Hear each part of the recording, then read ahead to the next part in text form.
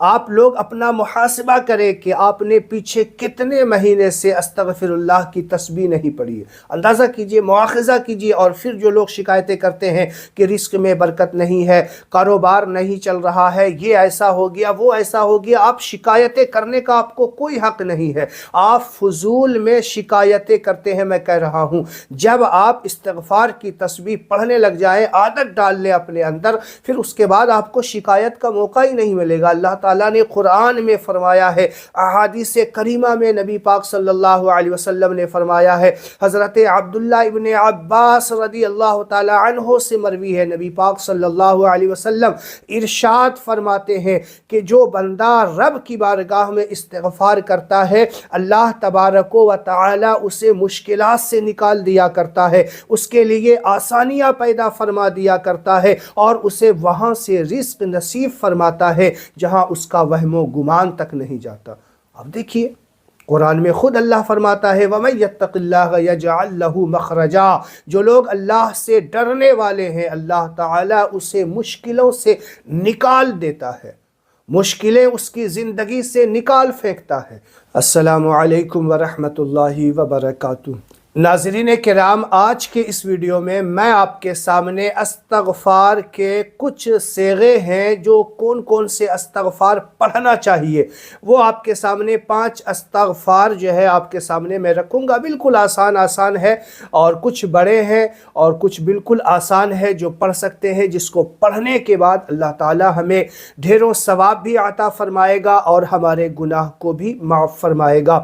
تو استغفر اللہ اور استغفار جو ہے وہ کس طریقے سے پڑھنا چاہیے، صحیح کیا ہے اور غلط کیا ہے، یہ ساری باتیں آج کے اس ویڈیو میں آپ کے سامنے میں مختصر انداز میں رکھنے جا رہا ہوں۔ ویڈیو اینڈ تک ضرور دیکھیے گا، اور ویڈیو اچھا لگے تو لائک اور شیئر ضرور کیا کریں۔ ناظرین کرام، سب سے پہلے ہم یہ سمجھتے ہیں کہ بہت سارے لوگ استغفار کے صیغے کو سمجھ ہی نہیں پاتے، اور وہ غلط پڑھتے رہتے ہیں اور وہ پوری زندگی نکال دیتے ہیں، کئی سال تک وہ غلط پڑھتے رہ جاتے ہیں، جس کا اسے کوئی فائدہ، کوئی بینیفٹس نہیں مل پاتا ہے۔ تو وہ کون سے استغفار ہیں جو صحیح ہیں اور کون سے ہیں جو لوگ غلط پڑھا کرتے ہیں؟ دیکھیے بہت سارے لوگ جو ہے یہ استغفار یا استغفار کو ہی تسبیح سمجھ لیتے ہیں، جبکہ یہ کوئی تسبیح نہیں ہے، یہ بتانے کے لیے صرف بولا جاتا ہے۔ آپ کو بتاؤں کہ استغفار کی جو صحیح تسبیح ہے وہ آپ سمجھ لیجئے بالکل دھیان اور توجہ کے ساتھ کون سے آپ کو استغفار پڑھنے ہیں۔ یہ استغفار یا استغفار اس طریقے سے جو پڑھتے ہیں نا، یہ صحیح طریقہ نہیں ہے۔ تو صحیح طریقہ کیا ہے آج میں آپ کو بتا رہا ہوں۔ دیکھیے سب سے پہلے جو آپ کو پڑھنا ہے استغفر اللہ، یہ ایک سب سے چھوٹی تسبیح ہے۔ استغفر اللہ اس طریقے سے آپ تسبیح پڑھ سکتے ہیں۔ ہمارے نبی پاک صلی اللہ تعالی علیہ وسلم دن میں 70 مرتبہ سے 100 مرتبہ پڑھا کرتے تھے۔ کسی روایت میں 70 کا ذکر ہے اور کسی میں 100 کا بھی ذکر ہے، تو ہمیں کم سے کم 100 ضرور پڑھنا چاہیے دن میں، استغفر اللہ۔ اسی طریقے سے اور استغفر اللہ ربی من کل ذنب واتوب الیہ، یہ بھی ایک تسبیح ہے جو بالکل آسان تسبیح ہے۔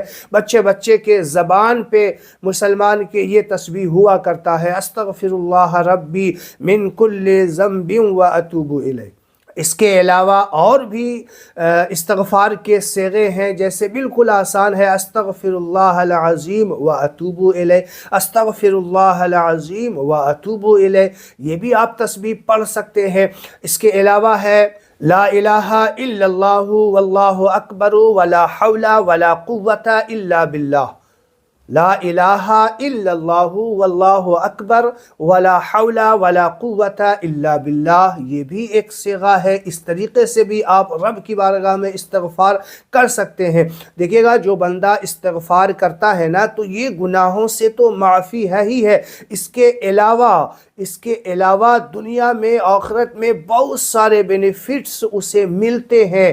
توبہ استغفار کرنے والوں کو، جو استغفار کی تسبیح کرتے ہیں نا، گناہوں سے معافی تو ملتی ہے بلکہ اس کے ساتھ میں اسے رزق کی دولت بھی نصیب ہوتی ہے، اس کے روزگار میں برکتیں بھی ہوا کرتی ہے، اللہ تبارک و تعالی اسے مال بھی عطا فرماتا ہے، اور اگر کوئی اولاد کی نیت سے پڑھنا چاہے تو اللہ تبارک و تعالی اسے اولاد جیسی نعمت سے بھی نوازتا ہے، بارش جیسی نعمت سے بھی نوازتا ہے۔ جو حضرات کھیتی وغیرہ کرتے ہیں، باغات وغیرہ کرتے ہیں، تو وہ بھی اس تسبیح کو کثرت کے ساتھ پڑھیں۔ اگر غلہ وغیرہ میں کمی آ رہی ہے تو آپ یقیناً استغفار کی تسبیح کریں، اپنے کھیت کی بوائی کریں اور ساتھ میں استغفار پڑھا کریں۔ انشاءاللہ جو کھیت کی بوائی بھی کرتا ہے، اناج اگانے کے لیے، فصلیں اگانے کے لیے کھیت میں جتائی اور بوائی کر دیا کرتا ہے، اس کے بعد جو ہے وہ کم سے کم روزانہ 100 مرتبہ استغفار کرا کرے، پھر دیکھنا اس کے کھیتوں میں کس طریقے سے فصلیں لہلہاتی ہوئی نظر آئے گی۔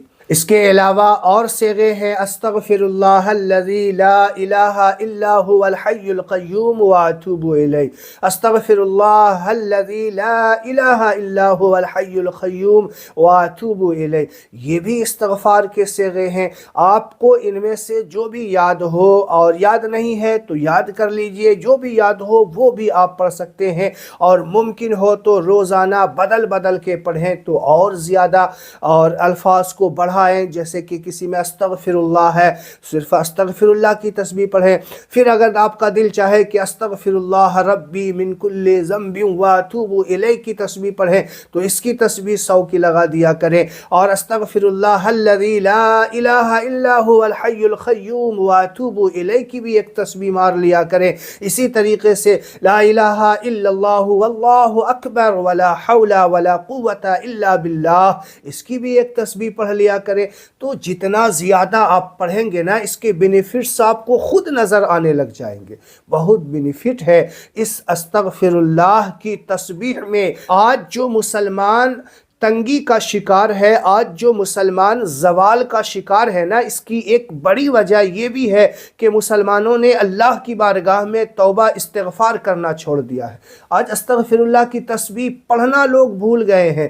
اللہ کے رسول دن میں 70 مرتبہ 100 مرتبہ استغفار کیا کرتے تھے۔ بتائیے وہ معصوم نبی ہو کر کے استغفار کی تسبیح 100 مرتبہ کر لیا کرتے تھے، اور ہم اور آپ گنہگار بندے ہو کر کے جو ہے ایک بار بھی استغفار نہیں کرتے، اللہ کی بارگاہ میں گناہوں سے توبہ نہیں کرتے۔ تو کبھی استغفار کی تسبیح پڑھ کے دیکھیے، آپ لوگ اپنا محاسبہ کریں کہ آپ نے پیچھے کتنے مہینے سے استغفر اللہ کی تسبیح نہیں پڑھی ہے، اندازہ کیجئے، مواخذہ کیجئے۔ اور پھر جو لوگ شکایتیں کرتے ہیں کہ رزق میں برکت نہیں ہے، کاروبار نہیں چل رہا ہے، یہ ایسا ہو گیا، وہ ایسا ہو گیا، آپ شکایتیں کرنے کا آپ کو کوئی حق نہیں ہے، آپ فضول میں شکایتیں کرتے ہیں۔ میں کہہ رہا ہوں جب آپ استغفار کی تسبیح پڑھنے لگ جائیں، عادت ڈال لیں اپنے اندر، پھر اس کے بعد آپ کو شکایت کا موقع ہی نہیں ملے گا۔ اللہ تعالیٰ نے قرآن میں فرمایا ہے، احادیث کریمہ میں نبی پاک صلی اللہ علیہ وسلم نے فرمایا ہے، حضرت عبداللہ ابن عباس رضی اللہ تعالی عنہ سے مروی ہے، نبی پاک صلی اللہ علیہ وسلم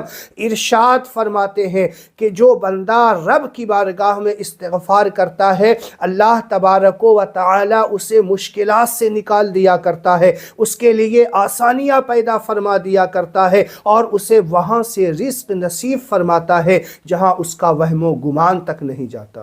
اب دیکھیے قرآن میں خود اللہ فرماتا ہے وَمَن يَتَّقِ اللَّهَ يَجْعَلْ لَهُ مَخْرَجًا، جو لوگ اللہ سے ڈرنے والے ہیں اللہ تعالیٰ اسے مشکلوں سے نکال دیتا ہے، مشکلیں اس کی زندگی سے نکال پھینکتا ہے۔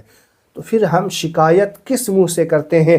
رب کی تسبیح، ذکر، جو الا بذکر اللہ تطمئن القلوب، جو رب نے فرمایا ہے نا قرآن میں، کبھی اس طرف اپنی زندگی کے رخ کو موڑ کر دیکھیے، انشاءاللہ زندگی میں بہار ہی بہار ہوگا۔ اس ویڈیو کو زیادہ سے زیادہ شیئر کریں، میرے لیے دعا کریں۔ السلام علیکم ورحمۃ اللہ وبرکاتہ۔